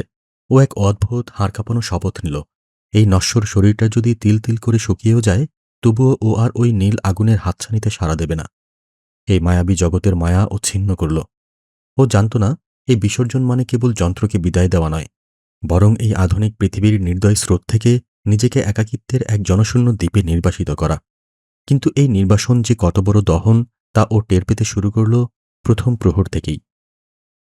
প্রথম কয়েকদিন ওর শরীরটা যেন নিজের বিরুদ্ধে বিদ্রোহ ঘোষণা করল। মজ্জায় মিশে থাকা বিষ যখন বেরিয়ে যেতে চায়, তখন মানুষের দশা হয় এক মরণাপন্ন রোগীর মতো। মাঝরাতে আফনানের হাত দুটো অবচেতনভাবেই বালিশের নিচে সেই শীতল মসৃণ স্পর্শ খুঁজতে থাকে। ঘরের দেয়ালঘড়ির টিকটিক শব্দটা ওর কানে কোনো এক অশুভ সংকেতের মতো বাজতে থাকে। এক তীব্র হাহাকারে ওর ভেতরটা ফেটে যেতে চায়। মনে হয় কোনো এক অদৃশ্য জগৎ থেকে কেউ বুঝিয়ে ওকে ক্রমাগত ডাকছে। ও দেয়ালের দিকে মুখ করে শুয়ে থাকে, নিজের নখ দিয়ে নিজের তালুতে খামচে ধরে যাতে ভেতরের জানোয়ারটা চিৎকার করে না ওঠে। খাওয়ার টেবিলে ও এখন এক জীবন্ত মূর্তির মতো বসে থাকে। আগে যেখানে এক হাতে ফোন আর অন্য হাতে যন্ত্রের মতো ভাত মুখে তুলত, এখন সেখানে ও নুয়ে পড়া এক পরাজিত সৈনিক। সামনে শুধু ধোঁয়া ওঠা ভাতের থালা। আসাদুজ্জামান সাহেব আর চোখে ছেলের দিকে তাকান। তিনি ভাবেন, ইঞ্জিনিয়ারিংয়ের পড়া হয়তো তার ছেলেটাকে পাথর বানিয়ে দিয়েছে। কিন্তু আফনান জানে, ওর পেটের ভেতর এক নীল আগুন জ্বলছে। সবচেয়ে ভয়াবহ হল আয়েশার নীরবতা। ও যখন ঘরে ঢোকে, আফনানের মনে হয় একটা বরফের হাওয়া বয়ে গেল। আয়েশা ওর সামনে ভাতের বাটি রাখল, কিন্তু ওর চোখের সেই শীতল ঘৃণা আফনানকে চাবুকের মতো ফালাফালা করে দেয়। আয়েশার ওই এক মুহূর্তের চাহনি যেন সারাক্ষণ কানে বাজছে। ছি ভাইয়া, ছি, তুই এত নোংরা। ভার্সিটি খোলার পর আফনান যখন হোস্টেলে ফিরল, তখন ওর পৃথিবীটা আমূল বদলে গেছে। ও এখন এক অ্যানালগ দ্বীপের বাসিন্দা। করিডোরে হাঁটলে ওর কানে আসে শত শত ফোনের টুংটাং শব্দ। প্রতিটা শব্দই ওর কাছে এক একটা তীক্ষ্ণ বিদ্রূপ। সকালবেলার ল্যাব ক্লাসে ওর পার্টনার সাকিব অস্থির হয়ে এলো। কিরে আফু, তোকে কাল রাতে মেসেঞ্জারে ড্রাইভের লিঙ্কটা পাঠালাম, রেসপন্স করলি না যে? আফনান খাতার পাতা উল্টাতে উল্টাতে শান্ত গলায় বলল, আমার কাছে আর ফোন নেই রে সাকিব, আমি ওটা বিসর্জন দিয়েছি। সাকিব হাঁ করে তাকিয়ে রইল, যেন কোনো জ্যান্ত ডাইনোসর দেখছে। ফোন নেই মানে? চুরি হয়েছে নাকি টাকা দরকার ছিল বলে বেচে দিয়েছিস? আমাকে একবার অন্তত বলতে পারতিস। না রে, সেরকম কিছু না, আমি ওটা আর কোনোদিনও স্পর্শ করব না। সাকিব তাচ্ছিল্যের হাসি হাসল। আরে বেটা, এটা তো আর বিদ্যাসাগরের যুগ নয়। এখন ফোন ছাড়া তুই তো কানে কালা আর চোখে অন্ধ। ক্লাস রুটিন চেঞ্জ হওয়া থেকে শুরু করে টিচারদের নোটস সবই তো অনলাইনে। তুই সার্ভাইভ করবি কি করে? আফনান জবাব দিল না। ও নিজেও জানে না ও কিভাবে সার্ভাইভ করবে, কিন্তু ও জানে, ও যদি একবারও ওই কাঁচের স্ক্রিনের মায়াজালে পা রাখে, তবে ওই নগ্ন নীল আলো ওকে আবার সেই পচা নর্দমায় টেনে নেবে। ও এতটাই ভীত হয়ে পড়েছে যে লাইব্রেরির কম্পিউটারের দিকে তাকালেও ওর হৃৎপিণ্ড ধক করে ওঠে। সপ্তাহ দুয়েক যেতে না যেতেই ধস নামতে শুরু করল। ও জানতে পারল না যে একটা ইম্পর্ট্যান্ট ক্লাস টেস্টের তারিখ এগিয়ে আনা হয়েছে। ও জানল না যে প্রজেক্ট গ্রুপের মিটিং এখন জুম কলে হচ্ছে। এক বিকেলে হোস্টেলের বারান্দায় দাঁড়িয়ে আফনান দেখল ওর বন্ধুরা গোল হয়ে বসে কি একটা ভাইরাল ভিডিও দেখছে। ওদের মুখে রঙিন আলোর আভা, ওদের হাসিতে জীবনের প্রাচুর্য। আর আফনান দাঁড়িয়ে আছে এক নিকষ অন্ধকারের প্রান্তে। ও একাকী, ও বিচ্ছিন্ন, ও ব্রত্য। ও বুঝতে পারল এই যুগে স্মার্ট ডিভাইস ছাড়া থাকা মানে এক জীবন্ত কবরে থাকা। ও ধীরে ধীরে সবার থেকে পিছিয়ে পড়ছে। ক্লাসের লেকচারগুলো ওর কাছে এখন দুর্বোধ্য মনে হচ্ছে। কিন্তু ওই যে আয়েশার সেই চুরমার হওয়া বিশ্বাসের বাটি আর তার রক্তাক্ত চোখের চাহনি, ওটা মনে পড়লেই আপনার নিজের হাতের তালু শক্ত করে চেপে ধরে। ও ঠিক করেছে, ও ফেল করবে, ও সবার কাছে ভার হবে, তবুও ও আর ওই মরীচিকার কাছে ফিরবে না। আফনানের দিনগুলো এখন কাটছে এক অদ্ভুত ঘোরের মধ্যে। পড়াশোনার জগৎ থেকে ও যত পিছিয়ে পড়ছে, ওর ভেতরকার শূন্যতা ততটাই বড় হচ্ছে। এই হাহাকার থেকে বাঁচতে ও এখন মসজিদের নির্জনতাকে বেছে নিয়েছে।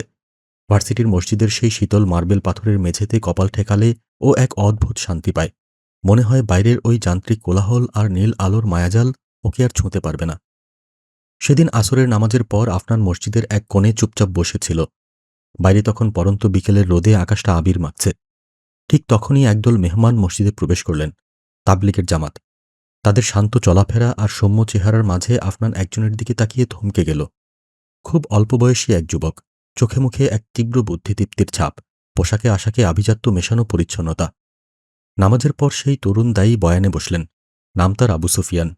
ভদ্রলোকের গলার স্বরটা ছিল শরতের মেঘের মতো গম্ভীর, অথচ তাতে এক অদ্ভুত স্নিগ্ধতা ছিল। তিনি যখন ডিজিটাল ফিতনা নিয়ে কথা বলতে শুরু করলেন, তখন মসজিদের বিশাল গম্বুজটা যেন এক নীরব শ্রোতা হয়ে সেই কথাগুলো পান করছিল। আফনানের মনে হল প্রতিটি শব্দ তীরের মতো এসে ওর বুকের মাঝখানে বিঁধছে। সুফিয়ান সাহেব বলছিলেন, ভাইসব, আমরা যেমন এক বিচিত্র সময়ের বালিয়াড়িতে এসে দাঁড়িয়েছি, যেখানে আমাদের পকেটেই শয়তান বাসা বেঁধেছে। এই ৪-৫ ইঞ্চির একটা কাঁচের আয়না আমাদের জান্নাত আর জাহান্নামের মাঝখানে এক দুস্তর ব্যবধান তৈরি করে দিয়েছে। চোখের অসংযম আর অন্তরের ব্যাধি আজ বসন্তের মরকের মতো ছড়িয়ে পড়ছে প্রতিটি ঘরে ঘরে। বাচ্চা থেকে বুড়ো, নারী থেকে পুরুষ কেউই বাদ যায়নি এর থেকে, অথচ আমরা একেই প্রগতি বলে আলিঙ্গন করছি। একটু থেমে তিনি চশমাটা ঠিক করে নিলেন। তারপর ভিড়ের ওপর একবার গভীর দৃষ্টি বুলিয়ে নিয়ে আবার বলতে শুরু করলেন। তবে এবার তার স্বরে এক ধরনের গঠনমূলক তেজ ফুটে উঠল। তবে ভাইসব, মনে রাখবেন, যন্ত্র কোনোদিন পাপিষ্ঠ হয় না। পাপিষ্ঠ হয় তার স্রষ্টা আর ব্যবহারকারীর নিয়ত। এই যে নীল আলোটা আমাদের চোখের মনি পুড়িয়ে দিচ্ছে, এ তো কেবল এক মরীচিকা নয়। এই পর্দার ওপারে যেমন অতলান্ত অন্ধকার আছে, তেমনি আছে সূর্যলোকের মতো প্রখর জ্ঞান। আমরা যদি ভয়ে এই আলোকবর্তিকা থেকে মুখ ফিরিয়ে নিই, তবে আমরা দুনিয়ার এই জ্ঞান বিজ্ঞানের মহাযজ্ঞে ব্রাত্য হয়ে যাব। আমাদের মুসলিম উম্মা আবার সেই তমসায় ডুবে যাবে। ভেবে দেখুন, এই প্রযুক্তি তো আজ মক্কা মদিনার পবিত্র সুরকে আপনার ঘরের দাওয়ায় পৌঁছে দিচ্ছে। ইমাম গাজ্জালির দর্শন থেকে শুরু করে আধুনিক মহাকাশ বিজ্ঞানের জটিল সব রহস্য, সবই তো আজ এক আঙুলের ইশারায় আপনার দ্বারে এসে করা নাড়ছে। বাস্তবিক অর্থে প্রযুক্তি হল এক ধারালো খড়গ, যা দিয়ে একই সাথে আপনি যেমন অশিক্ষার অন্ধকার ছিন্ন করতে পারেন, তেমনি আবার নিজের অস্তিত্বকেও বিসর্জন দিতে পারেন। সিদ্ধান্ত একান্তই আপনার। তবে মোটা দাগে প্রযুক্তিকে অস্বীকার করা মানে হল নিজেকেই পঙ্গু করে দেওয়া। এখানে মনে রাখার বিষয় হচ্ছে, আমাদের কাজ প্রযুক্তির দাস হওয়া নয়, বরং একে আমাদের ইমানের অনুগত দাসে পরিণত করা। যুগের সাথে তাল মিলিয়ে আমাদের এগিয়ে যেতেই হবে, নইলে ইতিহাসের পাতায় আমরা কেবল পরাজয়ের কাহিনী হয়ে থাকব। তাই প্রযুক্তি বর্জন নয়, একে পবিত্র করাই হোক আমাদের লক্ষ্য। এই ডিজিটাল জগৎটা তো একটা গভীর সমুদ্র। আপনি যদি ডুবুরি হতে পারেন, তবে এখান থেকে মণিমুক্ত করিয়ে আনবেন। আর যদি কেবল শৌখিন সাঁতারু হতে চান, তবে নোনা জলে ডুবে মরাই আপনার নিয়তি। আফনান স্তম্ভিত হয়ে শুনছিল।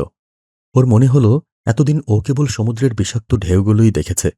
এই তরল আগুনের তলে যে রত্নভাণ্ডার লুকিয়ে থাকতে পারে, তা ওর কল্পনারও বাইরে ছিল। সেই সঙ্গে আফনানের এও মনে হল যে, আবু সুফিয়ান নামক এই মানুষটি বুঝি ওর মনের সব খবরই জানেন, এবং এর নিরাময় বুঝি তার কাছেই লুকানো। বয়ান শেষ হতেই আফনান তাই আর নিজেকে ধরে রাখতে পারল না। সবাই যখন কোলাহলে ব্যস্ত, ও ধীর পায়ে এগিয়ে গেল সেই তরুণের কাছে। নির্জন এক কোণে বসে আফনান ওর জীবনের সেই বিভীষিকাময় অধ্যায়টা খুলে ধরল। ওর সেমিস্টার ফি হারানো, বোনের সামনে সেই অমার্জনীয় লজ্জা, আর বর্তমানে ওর এই ডিজিটাল সন্ন্যাস, সবই ও উগরে দিল এক নিঃশ্বাসে। সব শুনে সেই তরুণ দায়ী একটু হাসলেন। তিনি আফনানের কাঁধে তার আঙুলগুলো আলতো করে রেখে বললেন, আফনান ভাই, আপনি পুকুরের কালো জলে যে লোহার চাবিটা বিসর্জন দিয়ে এসেছেন, ওটা দিয়ে আসলে আপনি নিজেকেই এক অন্ধকার কারান্তরালে নির্বাসিত করেছেন। কিন্তু মুমিন তো পলায়নপর নয়। আসহাবে কাহাফের সেই যুবকদের কথা মনে আছে তো, যারা নিজেদের বাঁচাতে সেই অন্ধকার গুহায় আশ্রয় নিয়েছিলেন, এবং দিন শেষে সেই অন্ধকারই তাদের জন্য বিজয়ের আলো হয়ে ফিরে এসেছিল। আজ এই প্রযুক্তির ঘোর অমানিসায় আমাদেরও এক নিরাপদ গুহার প্রয়োজন আফনান ভাই। বাংলাদেশের একদল দরদি মুসলিম প্রকৌশলী আমাদের জন্য ঠিক তেমনই এক মায়াবী দুর্গ গড়ে তুলেছেন, যার নাম দিয়েছেন তারা কাহাফ। আফনান মাথা তুলে তাকাল। ওর ঘোলাটে চোখ দুটোর সামনে আবু সুফিয়ান সাহেবের মুখটা তখন এক অদ্ভুত ধ্রুবজ্যোতি হয়ে ফুটে উঠছে। সুফিয়ান সাহেব বলতে লাগলেন, আপনি ভাবছেন স্মার্টফোন মানেই নর্দমা?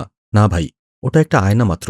আপনি যদি সেখানে কাহাফ গার্ড যুক্ত করেন, তবে আপনার সেই ফোনের দরজায় সর্বক্ষণের জন্য এক অদৃশ্য প্রহরী দাঁড়িয়ে যাবে। আপনার অজান্তেও কোনো পঙ্কিল বিজ্ঞাপন বা কদর্য ছবি আপনার চোখের পবিত্রতাকে অপবিত্র করার সাহস পাবে না।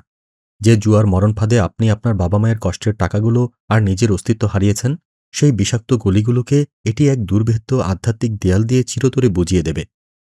আফনান অনুভব করল, তরুণ এই দাইয়ের প্রতিটি শব্দই যেন ওর হৃদয়ের দগদগে ক্ষতগুলোতে প্রলেপ দিয়ে যাচ্ছে। আবু সুফিয়ানের কণ্ঠস্বর এবার যেন আরও প্রগাঢ় আর হাহাকারে ভরা এক গভীর সুর হয়ে বেজে উঠল। তিনি বললেন, আপনার বোন আয়েশা এখন কলেজে পড়ছে আফনান ভাই। ওর সামনে এখন এক অসীম নীল আকাশ থাকার কথা ছিল, অথচ সে এখন রিলসের সেই মায়াবী চোরাবালিতে তিল তিল করে ডুবে যাচ্ছে। আপনি জানেন কি, এই যে কাহাফগার্ড, এটি কেবল পর্নোগ্রাফির ঢাল নয়, এটি ওইসব অহেতুক আর নেশা ধরানোর রিলসকেও আটকে দেওয়ার ক্ষমতা রাখে। তার মানে কাহাফগার্ড শুধু আপনার আঙুলকে নয়, আপনার সময়কেও পাহারা দেয়। আবু সুফিয়ান আবার বললেন, বর্তমান সময়ে সোশ্যাল মিডিয়া মানেই তো এখন এক বিশাল নর্দমা আফনান ভাই। অশ্লীলতা আর বেহায়াপনার ছড়াছড়ি সেখানে। কে কাকে কিভাবে অপমান করবে, কাকে নোংরা গালাগাল দিয়ে হ্যারাসমেন্ট করবে, সারাদিন যেন ওসবেরই এক পৈশাচিক উৎসব চলছে। অথচ মানুষ তো একা থাকতে পারে না ভাই। আমাদের তো একটা সুস্থ স্বাভাবিক সোশ্যাল প্ল্যাটফর্ম দরকার, তাই না? নইলে দিন শেষে একটু স্বস্তির জন্য যখন আপনি ফোনের স্ক্রিনে আঙুল ছোঁয়াবেন, তখন দেশ বিদেশের খবরাখবরের বদলে ওই পঙ্কিলতাই তো আপনার আত্মাকে এসে গ্রাস করবে, আর হচ্ছেও তো তাই। আবু সুফিয়ান এবার আফনানের কাঁধে হাত রেখে খুব নিচু স্বরে বললেন, আর সেই জন্যই কাহাফ নিয়ে এসেছে হিকমা। এটি এমন এক সামাজিক যোগাযোগ মাধ্যম যেখানে জ্ঞানের চর্চা হয়, যেখানে হাজারো মানুষের ভিড়েও সতীত্ব আর শালীনতা কলুষিত হয় না। সেখানে কেউ কাউকে নোংরা গালাগাল দেয় না, কোনো বোনকে হ্যারাসমেন্টের শিকার হতে হয় না। সেখানে সারাক্ষণ এক নির্মল বিনোদন আর সুস্থ পরিবেশ বিরাজ করে। হিকমা হলো সেই বাগান যেখানে কাঁটা নেই, আছে শুধু সুগন্ধি ফুলের হিল্লোল। আবু সুফিয়ানের কণ্ঠস্বর এবার যেন আরও প্রগাঢ় হল। তিনি আফনানের অস্থির চোখের দিকে তাকিয়ে বলতে লাগলেন, আফনান ভাই, হিকমা তো আপনাকে এক নিরাপদ সোশ্যাল মিডিয়া দেবে, কিন্তু আত্মার খোরাক জোগাতে আমাদের তো আরও গভীর কিছুর প্রয়োজন, তাই না ভাই? এই যে ইউটিউব বা অন্যান্য প্ল্যাটফর্মে আমরা যখন ওলামায়ে কেরামের বয়ান শুনতে যাই, তখন সেই পবিত্র কথার মাঝখানেও অশ্লীল সব বিজ্ঞাপন তীরের মতো আমাদের হৃদয়ে বেঁধে যায়। সেই পবিত্রতাকে অটুট রাখতে কাহাফ নিয়ে এসেছে মাহফিল। ভদ্রলোক একটু থামলেন। তার মুখে এক প্রশান্তির আভা ফুটে উঠল। মাহফিল হল আপনার হাতের মুঠোয় থাকা এক আধ্যাত্মিক বসন্ত আফনান ভাই। এটি এমন এক ইসলামিক ভিডিও স্ট্রিমিং প্ল্যাটফর্ম যেখানে কোনো বিজ্ঞাপন আপনার মনোযোগী বিঘ্ন ঘটাবে না। দেশের প্রথিতযশা ওলামায়ে কেরামের নির্ভরযোগ্য বয়ান, মনকাড়া নাশিদ আর কোরআনের তিলাওয়াত সবই সেখানে সাজানো আছে এক বিশাল রত্নভাণ্ডারের মতো। আপনি যখন সেখানে ডুব দেবেন, তখন কেবল আল্লাহর মহিমা আর রাসূল সাল্লাল্লাহু আলাইহি ওয়াসাল্লামের প্রেমের সুবাস পাবেন। পাবেন সব রকমের সুস্থ সুন্দর বিনোদন ও জ্ঞান-বিজ্ঞান সমৃদ্ধ কন্টেন্ট। কোনো নর্দমার ছিটেফোঁটা আপনার আত্মাকে স্পর্শ করতে পারবে না। আবু সুফিয়ানের কথাগুলো আফনানের বুকের ভেতরকার গ্লানিকে ধুয়ে দিচ্ছিল। তিনি তার মতো বলে চলেছেন, কিন্তু যখন আপনি সেই আধ্যাত্মিক জগতের গণ্ডি পেরিয়ে দুনিয়ার জ্ঞান আহরণের জন্য তথ্যের অতল সমুদ্রে ডুব দেবেন, তখন আপনার সেই অনিশ্চিত যাত্রায় নৌকার মাঝি হবে কাহাব ব্রাউজার। এটি কেবলই একটি ব্রাউজার নয় আফনান ভাই, এটি আপনার ব্যক্তিগত গোপনীয়তার বর্ম আর আপনার দৃষ্টি পবিত্রতার কবচ। আফনানের চোখের মনি তখন স্থির। আবু সুফিয়ান এবার তর্জনী উঁচিয়ে মৃদুস্বরে বললেন, আপনি যে অন্ধকার গলিতে প্রথমবার পথ হারিয়েছিলেন, মনে করে দেখুন। সেদিন আপনি কিন্তু কোনো পঙ্কিলতা খুঁজতে যাননি। আপনি গিয়েছিলেন এক শুদ্ধ জ্ঞানের সন্ধানে। কিন্তু ইন্টারনেটের সেই অনিরাপদ অলিগলি আপনাকে আপনার অজান্তেই ঠেলে দিয়েছিল পর্নোগ্রাফি আর জুয়ার সেই মরণ ফাঁদে। কাহাব ব্রাউজার জন্মগতভাবেই সেই সব অন্ধকার চোরাপথকে চেনে। এটি পর্নোগ্রাফি, জুয়া আর ম্যালওয়্যারের মতো কয়েক মিলিয়ন ক্ষতিকর ওয়েবসাইটকে এক দুর্ভেদ্য দেয়াল দিয়ে চিরতরে অবরুদ্ধ করে রাখে। আপনি যখন জ্ঞান খুঁজতে বেরোবেন, তখন এর শক্তিশালী অ্যাড ব্লকার আপনার চোখের সামনে কোনো কদর্য বিজ্ঞাপন ভেসে উঠতে দেবে না। এটি আপনার প্রতিটি পদচিহ্ন গোপন রাখে, যাতে কোনো বহুজাতিক কোম্পানি আপনার ব্যক্তিগত তথ্য চুরি করতে না পারে। এটি আপনার নফসকে শয়তানের হাত থেকে বাঁচিয়ে এক নতুন আলোর দিকে নিয়ে যাবে। আবু সুফিয়ানের কণ্ঠস্বর এবার যেন এক প্রশান্ত নদীর মতো স্নিগ্ধ হয়ে এল। আফনান ভাই, আপনি প্রযুক্তির বর্ম আর তড়িত পেলেন, কিন্তু মাঝ সমুদ্রে কম্পাস ছাড়া নাবিক যেমন দিশেহারা হয়, আমাদের জীবনটাও তো ঠিক তেমনই। এই যান্ত্রিক কোলাহলের ভিড়ে কখন যে নামাজের সময় বয়ে যায়, কখন সাহরি আর ইফতারের বরকতময় মুহূর্তগুলো আমরা হারিয়ে ফেলি, তা টেরই পাই না। আর সেই দিশারি হিসেবেই আপনার সঙ্গী হবে মুসলিমস ডে। আবু সুফিয়ান একটু থামলেন। তার মুখে এক টুকরো ম্লান হাসি ফুটে উঠল। তিনি আবার বলতে লাগলেন, এটি কেবল একটা অ্যাপ নয় ভাই, এটি আপনার পকেটে থাকা এক টুকরো আধ্যাত্মিক বাগান। আপনি যখন দুনিয়ার কাজে মগ্ন থাকবেন, তখন এটি আপনাকে পরম মমতায় স্মরণ করিয়ে দেবে আপনার রবের সামনে দাঁড়ানোর সময়ের কথা। শুধু কি তাই, আপনি যদি এক মুহূর্তের জন্য জ্ঞানের তৃষ্ণা অনুভব করেন, তবে আপনার হাতের মুঠোয় খুলে যাবে পূর্ণাঙ্গ কুরআন শরীফ, সহিহ হাদিসের ভাণ্ডার আর সহস্র বছরের নির্ভরযোগ্য কিতাবাদি। আপনার প্রতিদিনের জিকির থেকে শুরু করে মাসলা মাসায়েল সবকিছুই সেখানে সাজানো আছে এক নিপুণ গোছানো লাইব্রেরির মতো। আফনান তন্ময় হয়ে শুনছিল। ও ভাবল, হোস্টেল জীবনের সেই নিঝুম রাতগুলোতে যখন ও একাকিত্বে ভুগত, তখন যদি ওর কাছে এই মাহফিল কিংবা মুসলিমস ডে থাকত, তবে হয়তো ও কুরআনের সেই নুরানি আয়াতে শান্তি খুঁজত, জুয়ার বোর্ডে নয়। আবু সুফিয়ানের কথাগুলো তখন এক চূড়ান্ত উপসংহারের দিকে এগিয়ে যাচ্ছে। তিনি বললেন, ভেবে দেখুন আফনান ভাই, আপনি এখন এমন এক ইকোসিস্টেমে পা রাখছেন যেখানে কাহাব ব্রাউজার কিংবা কাহাব গার্ড আপনার নজরকে পাহারা দেবে, স্ক্রিনে আসা সমস্ত বাজে বিজ্ঞাপন আটকে দিয়ে স্মুথ ও শান্তিপ্রিয় ব্রাউজিং অভিজ্ঞতা যোগাবে। হিকমা আপনাকে এক সুস্থ সামাজিক যোগাযোগ মাধ্যম দেবে, মাহফিল আপনার আত্মাকে যোগাবে বিশুদ্ধ খোরাক, আর মুসলিমস ডে আপনার প্রতিদিনের ইবাদতকে এক শৃঙ্খলায় বেঁধে দেবে। এটি এমন এক পূর্ণাঙ্গ ডিজিটাল জীবন যেখানে আপনার ঈমান থাকবে সুরক্ষিত আর জীবন হবে শান্তিময়। আফনান অনুভব করল ওর বুকের ভেতরকার সেই জমাট বাঁধা পাথরটা গলতে শুরু করেছে। ওর সামনে বসে থাকা আবু সুফিয়ান নামক এই তরুণ দায়ী যেন এক জাদুকরী মন্ত্রে ওর জীবনের এলোমেলো বর্ণমালাগুলোকে এক লাইনে সাজিয়ে দিয়েছেন। ও বুঝতে পারল ও আর একা নয়, ওর সামনে এখন এক উজ্জ্বল, নিরাপদ আর আলোকিত পথ রয়েছে। আফনান বসা ছেড়ে উঠতেই যাচ্ছিল। ভেবেছিল যাবতীয় সকল সমস্যারই তো সমাধান হলো, এবার ফিরতে হবে। কিন্তু তৎক্ষণাৎ আবু সুফিয়ান আফনানের হাতটা টেনে ধরে শেষবারের মতো পাশে বসিয়ে বললেন, আফনান ভাই, আপনি তো আজ নিজের জন্য সুরক্ষা খুঁজে পেলেন, কিন্তু আমাদের ঘরে যে ছোট ছোট সোনামণিরা আছে, যারা আগামীর ভবিষ্যৎ, তাদের কথা ভেবেছেন? ইন্টারনেটের এই বিষাক্ত ছোবল থেকে তাদের নিষ্পাপ শৈশবকে বাঁচাতে কাহাফ নিয়ে এসেছে কাহাফ কিডস। এটি এক নিরাপদ ডিজিটাল উদ্যান, যেখানে শিশুরা কেবল জ্ঞানের মণিমুক্ত আর সুস্থ বিনোদনের ফুল কুড়াবে। কোনো পঙ্কিল বিজ্ঞাপন বা কদর্য কার্টুন সেখানে তাদের আত্মাকে কলুষিত করতে পারবে না। এই পুরো ইকোসিস্টেমটি আসলে একটি পারিবারিক দুর্গ, যা শিশু থেকে বৃদ্ধ সবার জন্য এক নিশ্ছিদ্র নিরাপত্তা বেষ্টনী। ঠিক সেই মুহূর্তেই মসজিদের মাইকে মাগরিবের আজান পড়ল। হাইয়াল আল ফালাহ তথা কল্যাণের ডাক ছড়িয়ে পড়ল সর্বত্র। আজান শেষে যখন মুয়াজ্জিনের শেষ ধ্বনিটা আকাশের নীলিমায় মিলিয়ে গেল, চারদিকের পরিবেশে তখন এক অপার্থিব নিস্তব্ধতা। আবু সুফিয়ান এবার আফনানের কাঁপতে থাকা হাত দুটো নিজের হাতের মুঠোয় শক্ত করে ধরলেন। তার হাতের উষ্ণতা যেন আফনানের বরফ হয়ে যাওয়া ধমনীতে নতুন করে প্রাণের স্পন্দন জোগাল। আবু সুফিয়ানের চোখে তখন এক অলৌকিক জ্যোতি, যেখানে কোনো বিচারকের কঠোরতা নেই, আছে এক পরম দরদি ভাইয়ের ব্যাকুলতা। তিনি খুব নিচু স্বরে প্রায় ফিসফিস করে বলতে শুরু করলেন, আফনান ভাই, জানলার ওপারে ওই আকাশটার দিকে চেয়ে দেখুন। সোনালি বিকেলের ওপারে এক ফালি রূপালী রেখা জেগে ওঠার অপেক্ষায় আছে। রমাদানের সেই পবিত্র চাঁদ আর তো মাত্র কয়েকটা প্রহর দূরে। যে মাস আসার আগে আরশের অধিপতি ঘোষণা করেন, কোথায় সেই ক্ষমাপ্রার্থী, আমি তাকে ক্ষমা করে দেব, সেই মাস আমাদের দরজায় করা নাড়ছে।